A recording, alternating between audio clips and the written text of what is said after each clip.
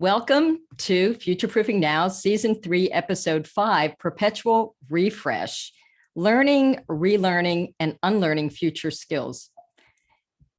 My name is Andrea Cates, and I'm joined with a great panel, as well as my colleague, Sean Moffitt, Futureproofing Next. Sean, you want to say a quick hi? Hey, everybody. I'm looking forward to today. Yeah, me too. And we're going to have speaking with us, Lou Poyesi, who is a specialist in learning communities, and Søren Juel Jorgensen, who is a leader in responsible digital leadership. And we'll be talking about relevance, what we should learn, unlearn, how companies should stay ahead of this curve, and what we're supposed to do about this as business leaders and societal members, how we can build equity into the system, what role innovation and technology can play, and we'll explain what we mean by perpetual refresh. And of course, the biggest thing is this notion of agency over the future, and the fact that these are not, although the trends are really kind of dramatic, we are in control of what can happen. And so, Sean, I'm going to turn to you first thing, since you follow trends, all things sense-making, all things future. We've looked at what's happening that's starting to inspire us. Why do we need a perpetual refresh? Sean, what are your thoughts about these trends? What's happening? Well, I mean, as much as we talk strategy, Andrea, and business models and technology, at the very basis of, great change, getting ahead of the future, building value for companies, it comes down to people, doesn't it? People and talent, and how do we actually kind of adopt the skills of the future, or at least be a little bit further ahead of whatever competitor or whatever other person is chasing us? So, certainly I've personally invested myself in this subject over the last 3 years. I kind of tackle 3-year modules of getting deep on different things. And on this one, it's kind of, I'm currently in my 3-year interval of going deep on training and leadership and learning skills of the future. So that's my biography. Well, and now we'll talk a little bit about how we at Futureproofing view this, because we're all about practical application. So, Sean, I'll throw this to you again. When we look at what we're supposed to do about all this, and we're trying to give people some tools, this is a preview from the book that's coming out, and give us a little bit in terms of how, as we listen to today's conversation, we can be thinking about what we're supposed to do about it. Yeah, and it's funny. I've seen some of Lou's slides today. I'm like, man, when we were writing this book, why didn't we grab some of Lou's really good stuff too? So I'm kind of pumping your tires, but at the same time, sometimes I'm envious of stuff that comes up that other people make. We had created a grid here, and this doesn't have to be the sacrosanct kind of only grid of skills for the future, but we kind of looked hard, we looked wide, and we looked at what were some of the hard, what were some of the soft skills, and particular to our book and kind of our direction, what were some of the things that we thought were really dire in terms of the gaps that people had created. And if you look at this list of 16 things, I would argue most business schools aren't teaching this well. I would argue a lot of practitioners, if they get good at this stuff, have learned it through practice as opposed to training.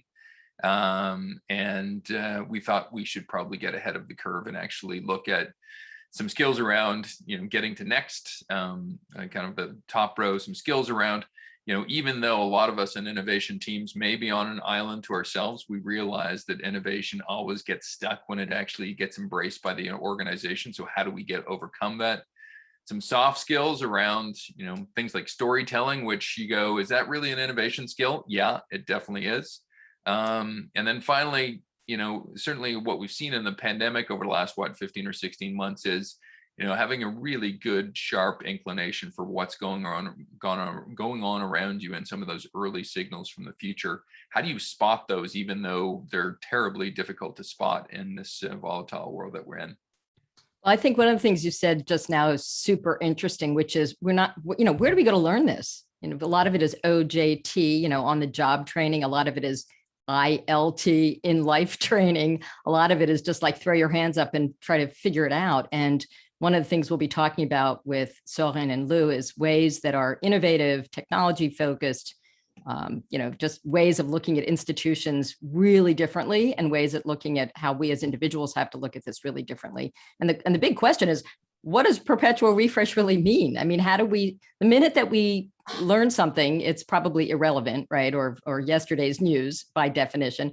And so this is all about seeing the world really differently. And one of the things I really love is the way that we look at being a future proofer. You know, we think everybody should have, when we talk about agency over the future, the thing that I love the most about this approach and is this notion of adaptable intelligence. How do we develop intelligence where we have enough data to inform decisions, but also enough flexibility in our mindsets that we don't let our biases anchor us in things that are old-fashioned or irrelevant. And I think that's the hardest thing. Every time I'm talking to a 7-year-old, I realize that I'm probably irrelevant or behind in my skills. You know, like there's this generational knowledge. I was laughing because I always told my kids not to play video games. And now it's like, big mistake. Should have learned those video games. I feel like the whole world is turning into that. So as I look at some of the things we'll talk about today, you know, VR, the ways that we learn, the things that we learn, it seems like the worlds are separating. There's the haves and the have-nots. There's gaps. You know, we saw in COVID, people who didn't have access to Wi-Fi, suddenly the gap between who was able to get access to any skills was widened. And, you know, and then there were other people saying, oh, I love working from home. Well, you know, that was a luxury for some. So we also have to look at equity, and we have to look at this from a global perspective because we're kind of all in this together. So Sean, what are your thoughts? Because once again, I chose adaptable intelligence as one of my faves. What are some of your faves? Well, I think it was like number one on our list. We actually went and looked at a repertoire of about 60 different skills that we thought could be part of the future. That I think hit the top. So, I mean, you probably picked it for all the right reasons. The one thing I would add to all of this list, certainly I was a brand assistant in Procter & Gamble, where we learned, you know, things like priority setting and leadership and a whole bunch of things that, you know, made us really certain. We were certain executives. Like when we came to a presentation, we better be certain, and we should have the answer in front of our CEO. And I look at I was conned. At the time, I was conned. My CEO was so certain and bold, and he would bang his fist on the podium. And it was like, wow, that is what leadership is. And I think it's taken me this many years. I won't say how many, but it's taken me this many years to go, the most certain person in the room is probably an idiot, right? It's almost that Dunning-Kruger effect of the loudest person in the room typically is the one least qualified to actually understand what's going on. So I hate to put it in those terms, but so I hope this, you know, changes into a societal value as well, where we don't expect our political leaders to have like the answer right at the podium. It's better to get the right answer 2 days late than the bold answer like right away. That's it. I really love that. I'm wondering if, you know, if there's kind of an inverse relationship between certainty and leadership these days. And we always joke, because I was trained in what we called predictive analytics, you know, so you could look at numbers and be so certain, same thing, you know, with like, we can predict where it's going to go next, you know, 1, 2, 3, you know, it was like 4, 5, you know, it was just coming. And now Sean and I have coined a term, suggestive analytics, that you see fuzzy things and you make some sense out of it. You do the best you can, you get people to be on board with it, and then you kind of keep moving through the fog, you know, with as much clarity step to step, but not necessarily certainty in terms of the long term. And then, of course, the last thing that we'll talk about before we go to the first spotlight, which is going to be on Lou Pugliese.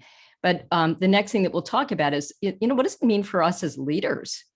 What are we supposed to be good at? You know, are we supposed to be domain experts? Or are we supposed to be T-shaped? Are we supposed to be key-shaped, you know, where there's kind of the new shape of leaders and knowledge? So it's really hard to know. And by the way, if I can Google pretty much everything my teachers used to tell me, instead of memorizing it, what am I supposed to be training my brain to be doing?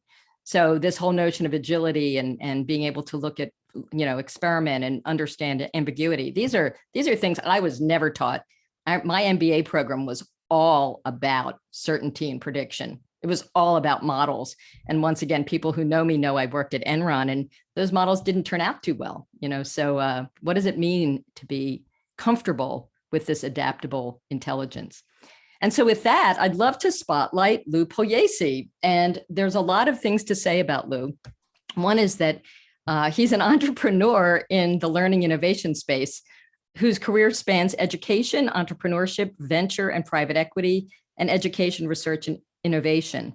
And Lou's unique in that he is an individual where entrepreneurship meets K to grave education, kindergarten to grave education.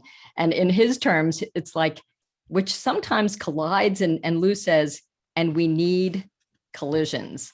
So Lou, first of all, welcome. What did you think of what we were just talking about? Any comments so far? Thanks. Yeah, no, I appreciate being here and asking me to join the discussion. Yeah, I mean, I think, identifying, skills, we're doing all this for the first time. We're really trying to understand the science behind, what it is we need to success down to the individual skill and competency level. And there's a science behind it. And the science is relatively early.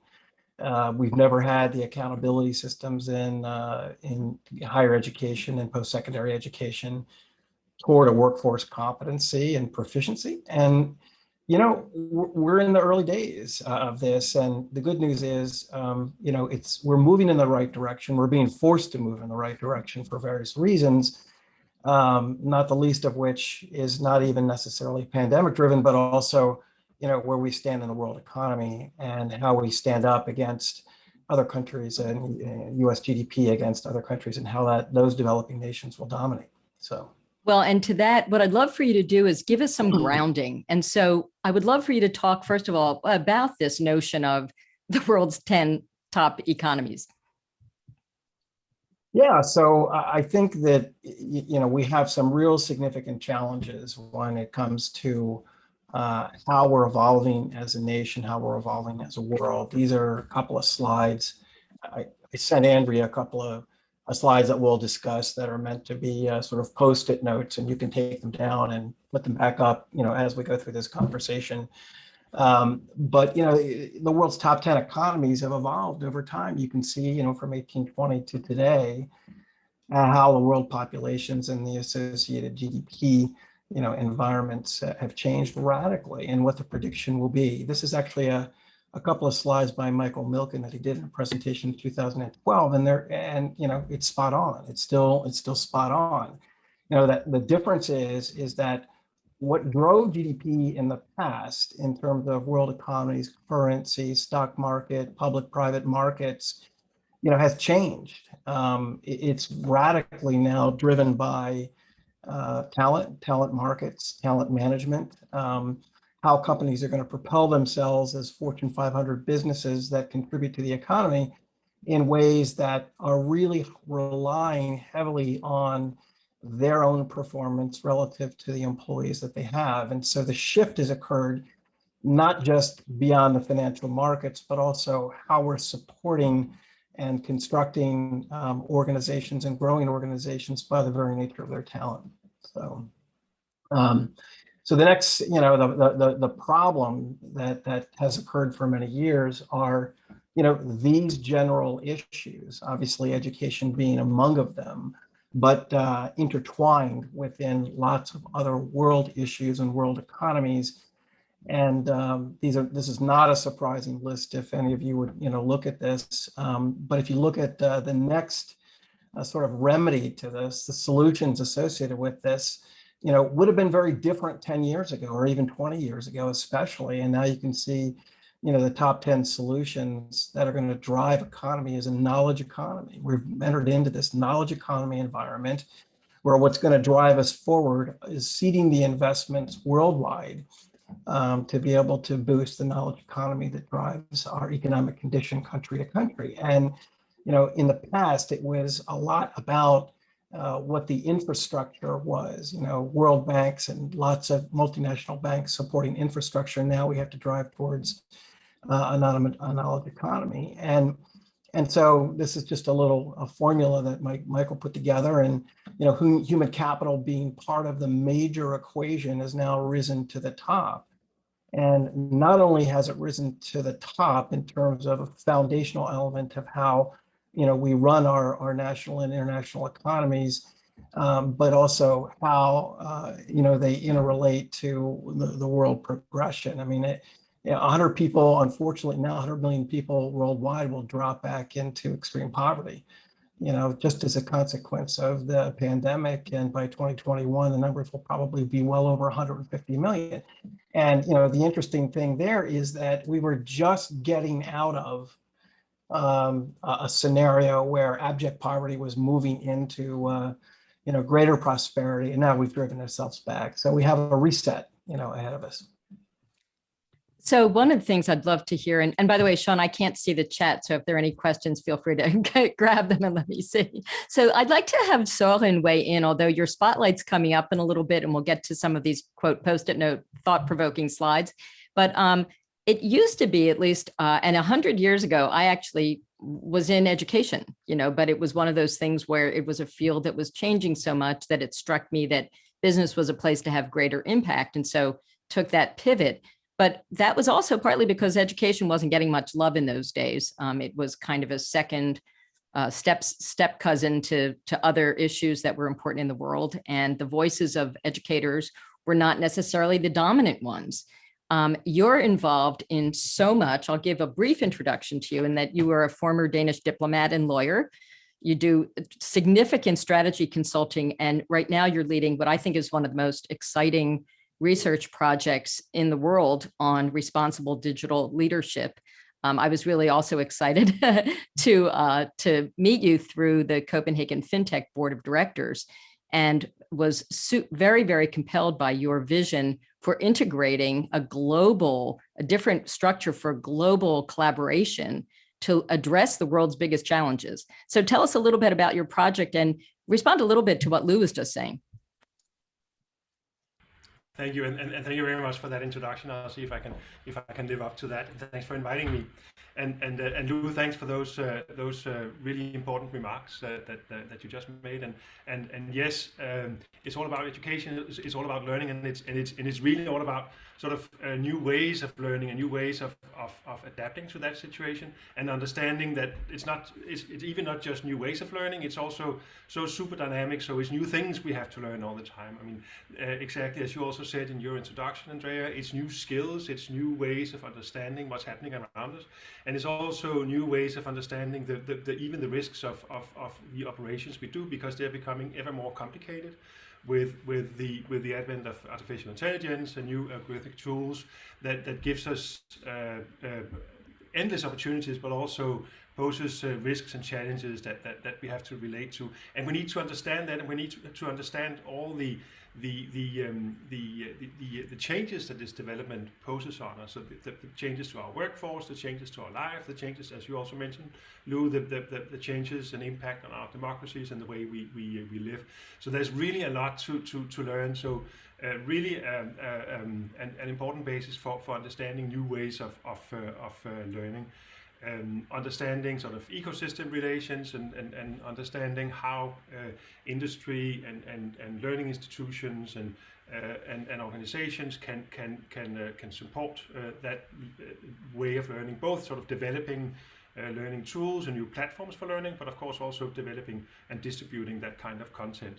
And then the really important thing of leaving no one behind, because this is such a dynamic development, such a dynamic process, and there's an enormous risk of leaving huge groups of society behind, which obviously will pose yet new problems. So we're not trying to solve all that, but we've brought together a really interesting group of people to develop better understanding about some of those challenges, and to develop new ways of learning, and to actually also develop a tool or platform that industry should be able to, or will be able to use in order to understand better some of those challenges. So one of the areas, as mentioned, that industry has to adapt to and get better understanding of is the risks of introducing those new algorithmic tools that we're doing. We've had that discussion for years, but and we've seen an emergence of guidelines and all kinds of things that should enable us to control that. And I think what from projects the past years, sort of what we've realized is that guidelines are good and important, but it's really very much about culture, and it's very much about exactly that sort of constant state of learning. So that's what we are trying to support.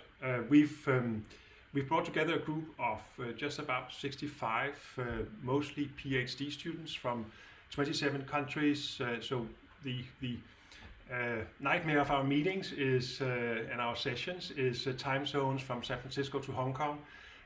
So we have teams from India, Russia, Japan, Nigeria, Kenya, South Africa, Italy, France, the UK, Brazil, Chile, and the US.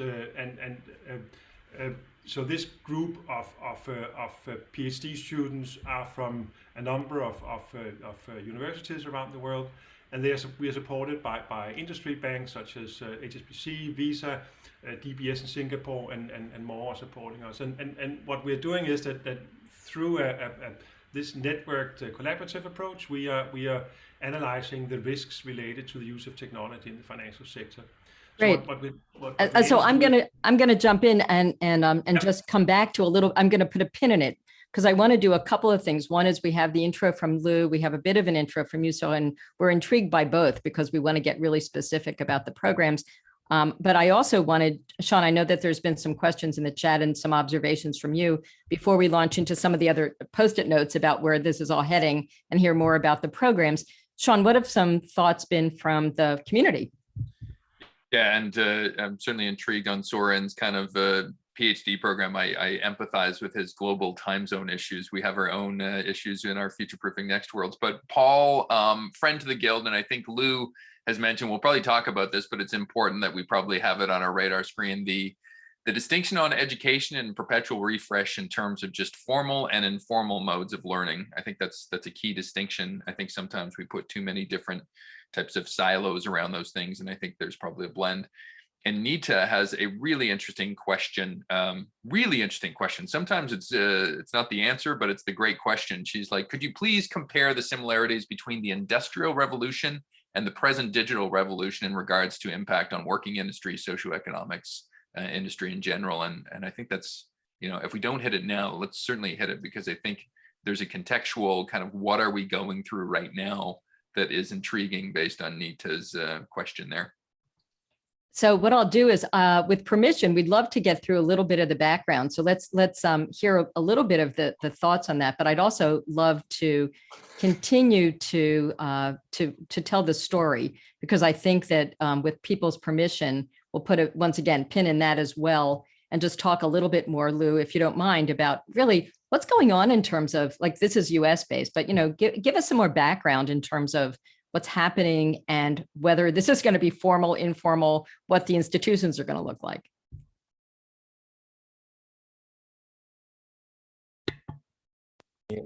So yeah, I think that we're in a pivot. We're in a significant pivot where our whole world is built around formal education, a 4-year degree, a progression from, moving from discrete silos of learning from K to 12 to middle school to high school to higher ed to career, and we have to be in a position really to, to create a more blended approach and really understanding what workforce requirements are going to be out there to drive the economy. And the challenge is that higher education has, largely been designed around a degree-based approach, meaning you're going to follow that progression and it's going to be in its unique silo, and you're going to go through the process and go into the workforce and potentially even succeed.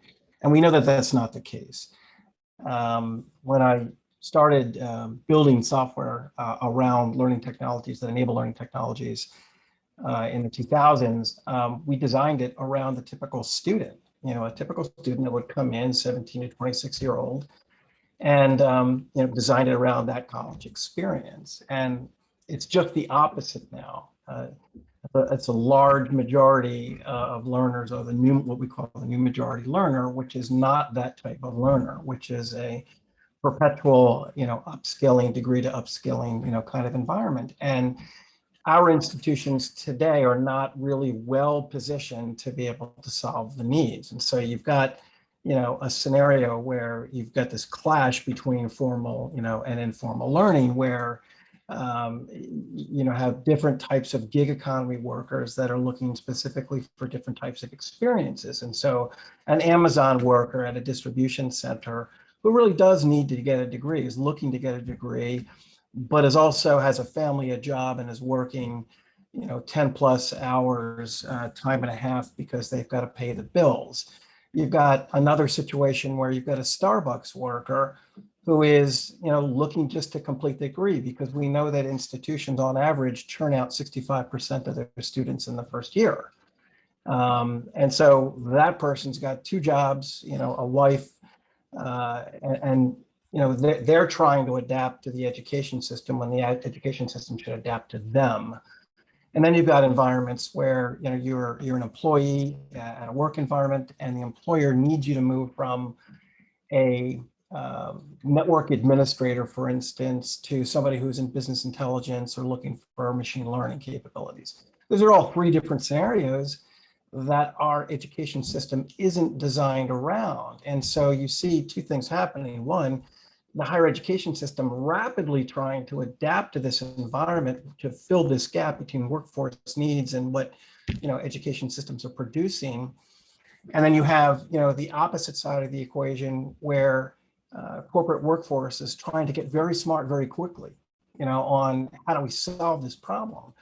And so you've got this gap in two extremes, where there's a significant chasm that has to be filled radically. And institutions are starting to gravitate towards an informal learning situation where it's a micro-credential, not necessarily a degree. And then you see the great unbundling happening, where higher education systems are now being competed with non-degree providers of upskilling, where what would typically take 4 semesters over 4 years can be done in 6 weeks. So we're in the middle of this big change. Yeah, and there are two things that we walked through while you were talking. I mean, one is this notion that if it wasn't happening before, COVID certainly accelerated this feeling of flexibility in our mindset and approach, because we used to have very rigid thoughts about, as you said, how to learn, where to learn, what skills are going to happen in the job, what a job is, what work looks like.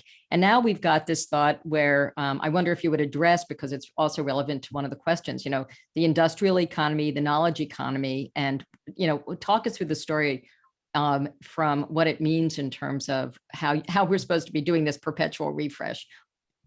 Yeah, I think, obviously the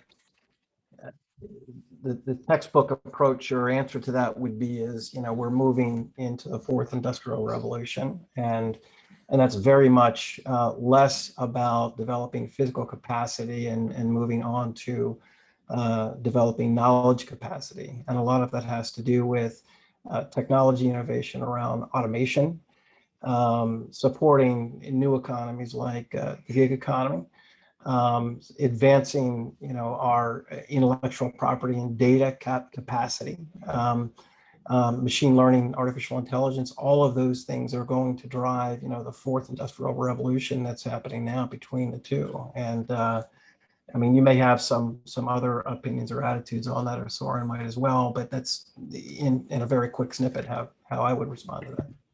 So I'll walk through a couple more slides. Walk us through this. There's a few slides in a row before we get to, this notion of the 60-year degree, and then I'll take a pause. So walk us through this, give us a headline, give us a few headlines. We'll go off the slides after the 60-year degree concept, learning journey concept, and then we'll have a conversation. So walk us through this one.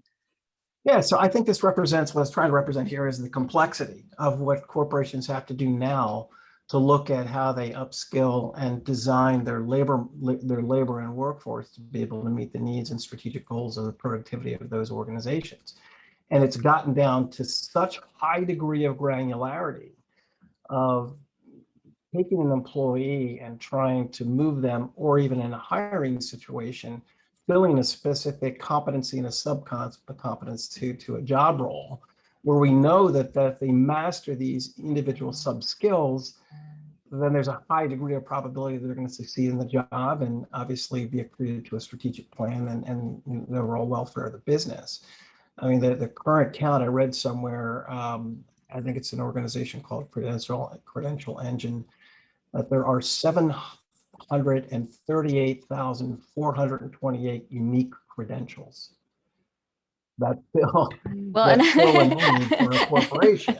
And so if you're in HR, that's, you know, what you know about talent development isn't going to cut it anymore. And so, you know, so aside from hard skills and the knowledge that's necessary to be a, you know, a good engineer or a computer scientist, you know, what we don't talk a lot about is the notion of durable skills and the types of skills are necessary that, you know, frankly, aren't really taught formally in a higher education institution. So we talk about, you know, interpersonal problem solving, leadership, perishable skills. These are things that are difficult to measure and hard to teach and hard to you know, remediate against. We don't do that in higher education, but it's a huge factor. You know, when you look at, you know, this was research that we did at ASU, when we looked at a variety of different skills that equated to success factors when a student's job competency, you know, and looked at that against the cognitive versus non-cognitive, meaning social emotional learning skills and the mix between the two, and did research on it. You know, we came up with essentially, you know, 5 among 26 or 27 individual skills that really equated into predictable job role success: leadership skills, decision-making, creativity, time management, et cetera. And then that was sort of narrowed down to this, what's called a hexaco model. And when you look at, you know, this hexaco model, this is really what we think drives, based on the research, success. In a lot of cases, what it meant was, for instance, somebody with a computer science degree who just breezed through the semester with a 3.8 or a 4.0 were not as successful in a job market where a student had mastered the basics of computer science and maybe were in the, you know, 3.0 to 3.2 range, where they were amazingly wildly successful in the job market. And so we know now that this sort of intermixing of social, emotional, and cognition and cognitive skills are really important, and to get that balance right is critical. And so when you look at the way we do, you know, education, as I said earlier, it's very siloed. And so, you know, you look at this notion of, you know, moving from pre-K to K into career. And then what really needs to happen is that we need to construct, you know, all our systems around this 60-year degree notion. All of that not necessarily happening in a formal education institution. It could happen in an informal environment where, you know, you're constantly relearning and reskilling what you're doing. And, you know, both hard skills and soft skills are really critical to continue to attain as a life cycle. So I'm going to turn to Soren again. And now, would you please tell us a little bit about the actual program that, you know, like very specifically, what is the program? And also the most important thing also is, how do people learn? Because, you know, there's a goal for this program, and then how they learn it, to me, is like super innovative. And then Sean, I'm going to put you on the spot with regards to our view of, you know, future-proofing you and kind of immersive learning. And it's kind of one of these shameless promotion things. So Soren, why don't you talk specifically about the program that you're leading and how people learn? Thanks very much, Andrea. And yeah, sure. So we just launched the project, so we are certainly full of it and keen to talk about it.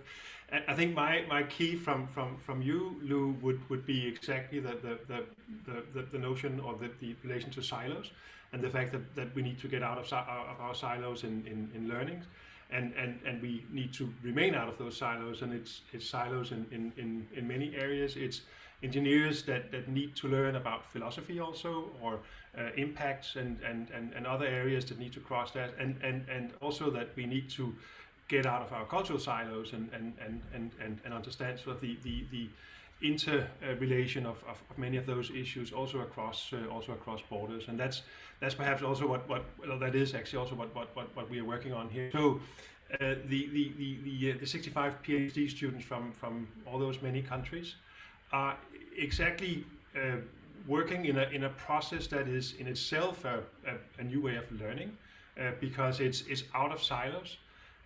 They are from a number of different faculties. They are from a number of different countries, but they are also a blend of engineers, business students, lawyers, philosophers, psychologists, and a number of other disciplines. So they bring different traditions of learning and different concepts of research, also different research traditions to the project that we are working on here. And they're working supported by industry representatives. So we are working with those banks I mentioned that are supporting the work.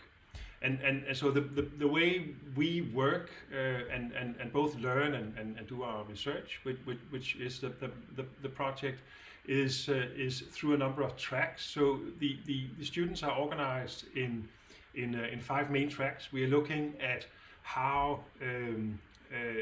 technology impacts financial sector operations in relation to payments, credit, customer management, insurance, and then we're looking at climate and climate impact. We've developed a template that the students are using in order to describe the ethical dilemmas that may occur when the financial sector uses technology. And this is a really super iterative and dynamic process, and we have all those sort of interesting developments that you would expect from such a project. So Martin from Nairobi, working in the payments team on a specific ethical dilemma that he sees in a specific socioeconomic situation in Nairobi, high unemployment and so forth, but also realizing that so many aspects of the dilemma and the conflict that he's looking at are actually relevant also to other settings, and getting sort of voices back from teams in other regions. We've just sort of seen how the project proliferates. And I think that's one of the strengths about this kind of collaboration or collaborative approach to learning, that a young lawyer from Brazil who's part of the team working on climate has initiated a Global South sort of cross-cutting project as part of the team, because obviously many of the sort of climate change related or other issues related to the developments in the financial sector and how we access capital and how people will have access to capital are similar across the Southern Hemisphere. So there's a sub-project on that. So I find it really interesting, and one of the things I'll do, and as a plug for the way that people learn, I mean, there's a lot of sort of design thinking incorporated into it. There's a lot of organic development of issues. So I really love the fact that you didn't, as sort of an organizer, tell them what to look at. So it's a combination of discovery as well as structures that emerge. And it's very much around adaptive learning, because as a theme bubbles up, it's kind of like popcorn. A theme bubbles up and then suddenly people glom around it. And as you said, there's a lot of cross-fertilization, and it's kind of it's a very interesting combination of organic and organized. And Sean, I know you've been, listening to this as well in terms of these trends. What's your thought when you look kind of meta and how what Lou just said and what Søren just said relate to the framing that you look at in terms of overall trends, and what does this perpetual refresh really mean? Well, first of all, overwhelming consistency. That's great. As much as I love conflict, and we could have had a debate, I think the idea of a 60-year degree, the idea of going global and looking at a malleable skill set is very consistent with kind of what our approach has been. I'm also answering a few of the chat things going on as well. I think it seems like we're all playing around the same issue. Like if you tear back the why, it's like, we're all living in a world that we're going to need to relearn more than what we've learned up to the point of being age 23. I think there's a level of aspiration out there that we're all going to want to switch careers at some point. I think everybody got a side hustle during this pandemic, and I think there's this appetite, certainly amongst anybody Gen X and younger, and maybe older too, that your career is not your career, and how do you be malleable? I know Howard had mentioned in the chat, friend to Futureproofing Next, Howard, had mentioned just, who's going to pay for all this, right? If you want to switch careers, that's great, but I'm your company that likes you as this person. Am I paying you to become a different person that I may not need? Which is an interesting question. And I see some other things in terms of just wealth acquisition. Essentially, younger generations are not as wealthy as older generations. So is this knowledge economy that we talk about tilted in terms of the people that already have the machines of power and levers of power? Because as much as we have an appetite for it, there might not be as much wealth. So anyway, it's a bit of a stream of consciousness there. I'm trying to bridge between the chat and kind of our own approach here, Andrea. But certainly we've developed Futureproofing You, which is kind of an extension of what we've thought of ourselves, and we've done it in a way that it's a much more immersive, it's a much more domain-free way of trying to figure out how to both teach and learn innovation and business models and future-proofing. Well, I'm going to go back to something that Lou has talked about. And Lou, I might go into your slides again. Is that okay? The individually matters part. Is that good with you for us to do the last wrap? So Sure. To me, what's interesting is, and look, I'm going to disclose something really interesting. Lou and I worked together early in our careers. I won't say how long ago, when the world of educational programming and sort of, immersive learning was pretty much in its infancy. And the idea in those days was, to do interactive education meant showing a television show on tape and having someone talk about it, and now the technology has come so far, and individualized learning in those days was taking little segments of tapes from National Geographic and Nova and piecing them together so a seventh grader could understand history or how to dissect a frog. I mean, this was a long time ago. Well, it's changed so much, and in those days, I remember when Nick Negroponte came to where we were working, Lou, with a slide deck called Infinite Bandwidth. The internet wasn't like super big at the time. And his slide deck, Nick Negroponte from the MIT Media Lab came with a slide deck called Infinite Bandwidth. And his presentation on the future of technology, true story, was on those transparencies that you put with, like a stack of slides. And that was the future of technology. Well, now, of course, we've got everything, going up to VR and all these interactive things. And the question is, what matters? So Lou, walk us through these last slides, because I think they're super provocative. Yeah, so you have to go again, look back at the way we do education, whether it's informal or formal, and that is that we assume everybody's the same way. We assume that everybody learns the same way, and this is a book by Todd Rose, The End of Average. It's a great read. And, he says, in a day that we can map the human genome, we can't really map individually and teach individually to an individual student to understand and advance their human potential. Well, in a data-rich environment, we've got a significant opportunity to actually do that. So you've got hundreds of different, nervous systems in a classroom. But you don't really have an understanding about why students, succeed and why they don't succeed. And so what we try to do is to say, okay, we're going to create this curriculum, either informal or formal learning experience, and we're going to give it to all of you. And we just assume that you're going to learn the same way. And I'm pretty sure that if you neuroimaged everybody's brain in an individual classroom, you're going to find that people learn differently, they progress differently, their cognition is differently. You're not going to find one brain that actually matches the other in terms of how we teach. And so, we're now moving into an environment where we can really accelerate the use of technology and understand an individual learner's patterns and how those individual learners can be automatically, we talked about automation, for instance, in the fourth industrial revolution. Well, it's no more prevalent today, and it's starting to begin to accelerate, beyond just the financial services markets and manufacturing markets into education, where we can actually look at individual breadcrumbs of a student's learning path and be able to track what they know and what they don't know, and really understand the causality of why they don't know it.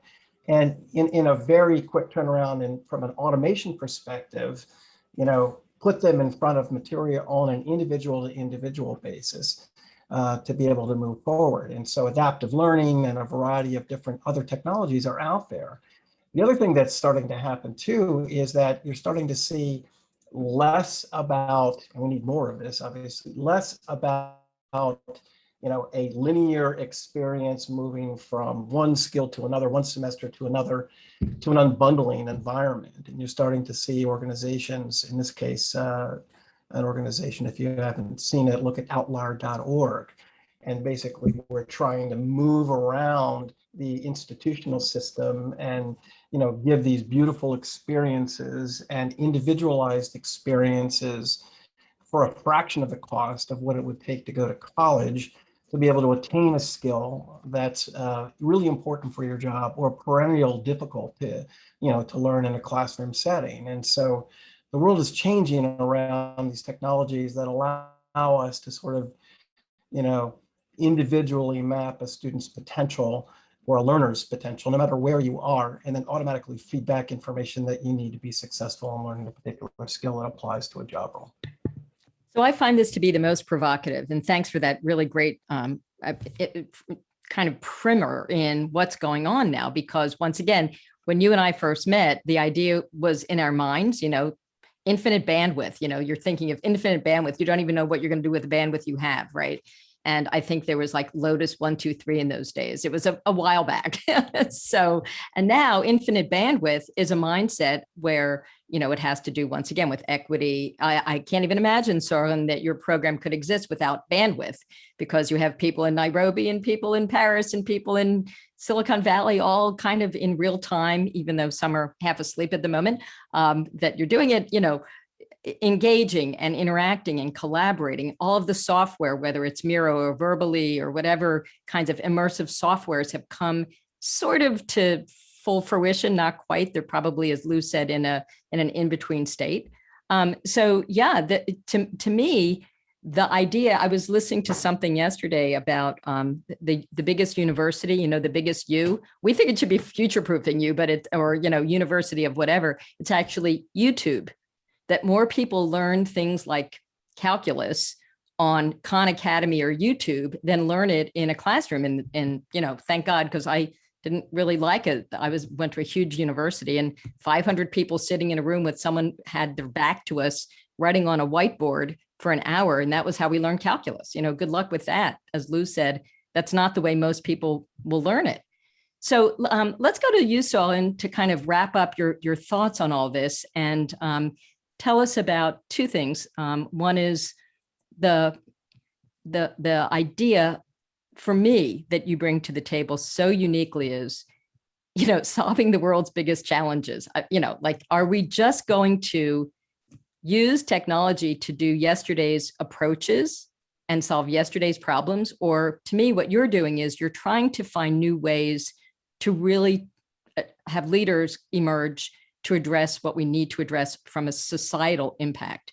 So tell us about that, and then I'll circle back to Lou and let Sean wrap us up. So Søren.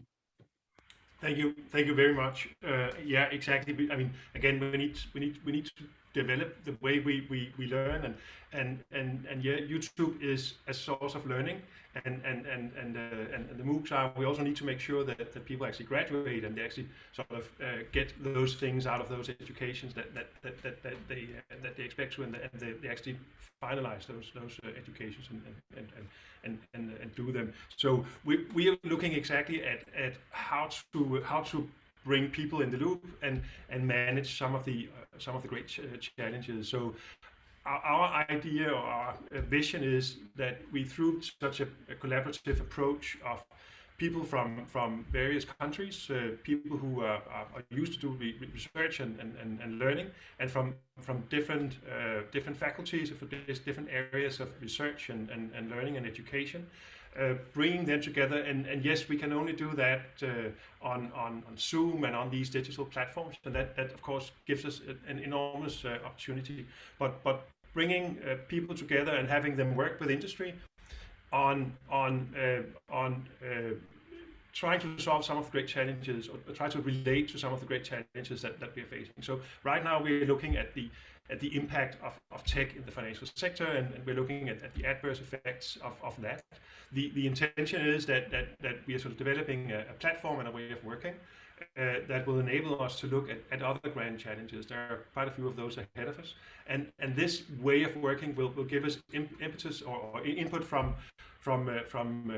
across the globe and across faculties and across insights on some of those challenges. So the intention is, the idea on sort of the concrete project that we're doing now is that the repository of this library of dilemmas that we will create through the students' work we'll put together and use as input for a learning platform. So what we want to do with this concrete project is that we want to make a game or a learning platform that industry can use in understanding better some of those things that they need to learn exactly.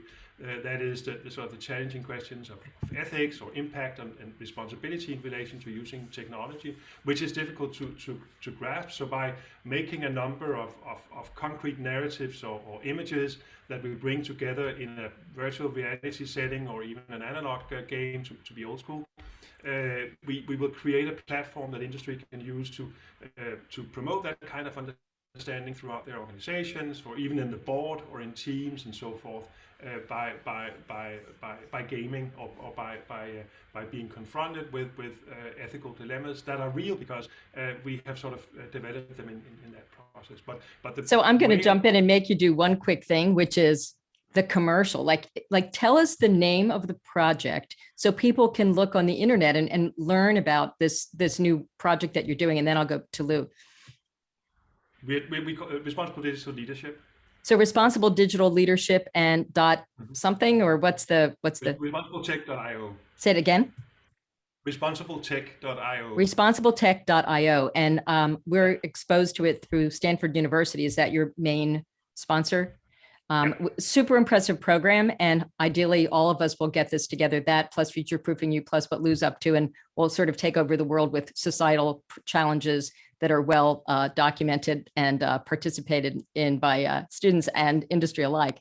So we're going to do one more, which is called Round the Horn, where you say one thing that you learned. But let me go to Lou first. So Lou, respond to what Søren just said, because one of the things I know that you're really a leader in is understanding the societal impact. You know, this isn't all about technology. It's not about education. Those are means to an end. I know you're very interested in having an impact on the social fabric. So tell us about your commitment to that and how you see that folding in. Make sure I'm not on mute. Yeah. So look, I think that we're in a very good spot in terms of technology advancement and how it can serve typically underserved communities worldwide. I've been working in a lot of different communities in Rwanda, Haiti. I've done some work with USAID in Ghana and Tanzania, and the future looks bright in terms of the amount of technology and what's happening in a Moore's Law environment. We're educating students now with Chromebooks sub $100. 5G will drive, typical bandwidth. It takes only 5 megabytes to stream a video. And so that's going to, really start new legislation here, at least in the US and worldwide, is going to plummet costs. And even in no spectrum environments, you have the ability to, to integrate different types of technology solutions. And so I think that the world looks bright in terms of access and equity that in fact will drive economy. The project that I was working on in Ghana was specifically looking at three economic development factors and how do we educate, for instance, people in remote communities like cocoa farmers, which drives a significant portion of the GDP where there's no spectrum. Well, guess what? We can address those issues now. It's really about design. It's really about, how we, provide the right types of design experience where the maximum amount of engagement and frequency can occur in these areas that, are long for economic development in those regions. So Sean, I'll have you respond, and then we're going to do the round the horn where we have Lou and Søren and Andrea and Sean say one quick thing we learned from the time we just spent together. So Sean, go ahead. What are your thoughts? Well, I mean, that slide that Lou had about University of Chicago being $57,000 versus the other three kind of digital platforms really strikes me as like, really stark in terms of something that perhaps existed before the pandemic. Like there was this ongoing trend, but it's certainly been accelerated since in terms of people rethinking the game in terms of education. I really do think this discussion leads us down the road of a clarion call to a number of different people, right? It's a clarion call to government so they don't end up on the wrong side of Lou's kind of timeline chart. I don't know where Prussia went in your chart. I'm concerned we'll all become Prussia maybe down the road, Lou, if we don't invest in perpetual refresh in education. I do think it's a clarion call to individuals. If you have more than 10 years experience in any field and you haven't educated yourself on something new over the last 3 months, shame on you, because you will be lapped over by somebody. It's just the reality of where we live. I think it's a clarion call to professors and teachers. It's not technology or education, it's technology and education, if I've learned anything about the way technology should work. And I think it's certainly a clarion call to companies, right? If you want to invest in great talent and have great talent join you, you'll also need to provide forms for training and education. So I think that was kind of my I might have just done my round the horn, actually, Andrew. So I'll cede my time on the back end of the other two. We'll take it as around the horn. Let's do a quick one from Søren. What'd you learn? Like, what's one quick headline that you're going to take back and kind of think more about based on this? And then I'll go to Lou. I think there's so much in what Lou brought in here that it's too much to have in just one word. But the sort of the continuous dynamic requirements for learning and your headline of agile intelligence. I mean that we need to really understand how we need to continuously develop and to do that we need to get out of the silos, and diversity is perhaps again a key word. And Lou, what's your round the horn? What did you learn as opposed to during this time together?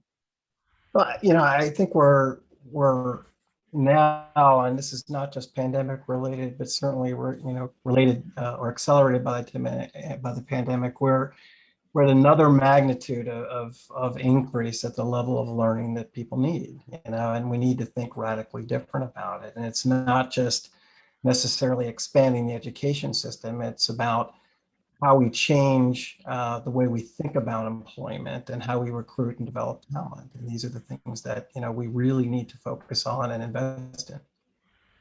Well, this was for me incredible. I'll go through just a summary. We start off with relevance. What does relevance even mean when it's minute to minute, generation to generation, geography to geography? And what I loved about what I learned, and this is my sort of round the horn, is someone who's sitting in a place like Nairobi and trying to figure out what an ethical issue might be that actually might butterfly affect its way into, I don't know, Bogota, Colombia, or wherever, that these issues have not been well served by a square educational system, that was probably invented in an old mindset. So I think relevance is really interesting. What we should learn and unlearn. How do companies keep ahead of the skills curve? How do we build equity? I think we had some really interesting thoughts about that, 5G and other technologies can actually build equity in if we allow it to be that way, rethinking all of that, leapfrogging in some cases, roles that innovation and technology can play in this notion. We're always going to say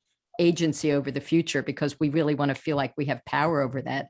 So before we do a closeout, I think this has been incredible. I mean, Lou and Søren, your insights were amazing. I really do think there's a big idea, when Søren was talking about this, issues emerging and bubbling up, and then having a capacity to share that broadly. Lou's capability as one of the pioneers and visionaries in the whole field. Before there was a field, Lou was thinking these thoughts and now has brought them into fruition in some really significant ways.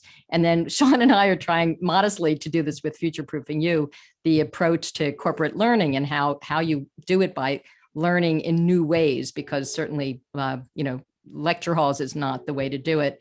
And $57,000 a year might not be the way to do it. Futureproofing You, we've given some really important thought to how to apply a lot of these things within the corporate leadership mindset and what it is that leaders need to learn and unlearn. And so we would love for you to look us up as Futureproofing You. And I also would love for Sean to talk about this and then close us out with a couple other final slides. Sean, walk us through the Futureproofing You and then the upcoming book and then the next Innovation Plus Plus debate. Yeah, we've adopted a little bit of Star Trekness in our lives in terms of future-proofing you. So we've just now about to wrap up our first cohort. We called it the Kirk cohort. So the next one will obviously be the Picard cohort, which will begin up in September. I'm not too sure how many of these we will do before it's like the Scott Bakula cohort, but it really is an attempt to get change agents of all stripes. We've got CTOs, we've got CMOs, we've got CHROs, all in our different street. How do you get them to actually lead, support, and champion different innovation going on in their worlds? We don't even like the term innovation, but we'll call it innovation plus plus or future proofing. And so, yeah, more about that. Got a book that's coming out. It'll be good. The course is based on that as well. And it has a lot of the learning extensions that we've talked about in this discussion. And Andrea, we love our debates, right? Sometimes when you tease out two poles of a different topic or debate, you get to learning and a great experience. So we've got an innovation debate coming up. I know, have we even picked this specific thing that we're going to battle over on June 29th?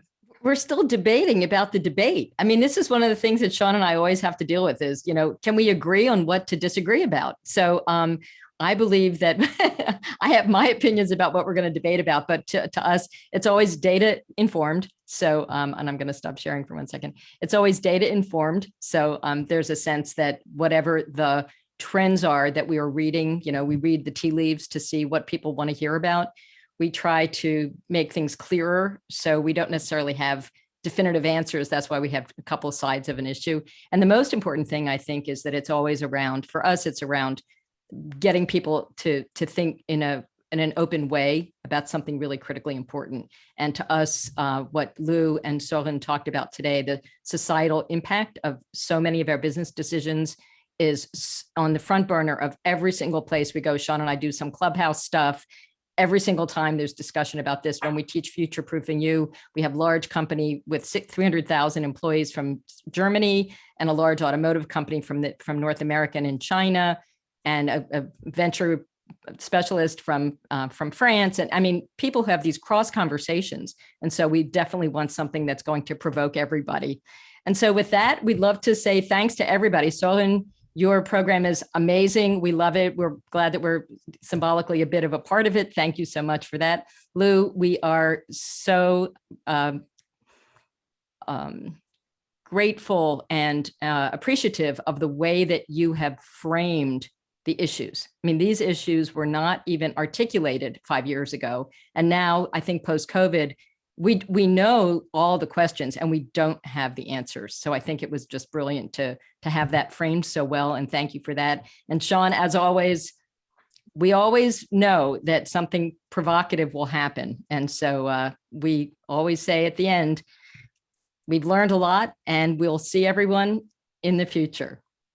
Thank you so much.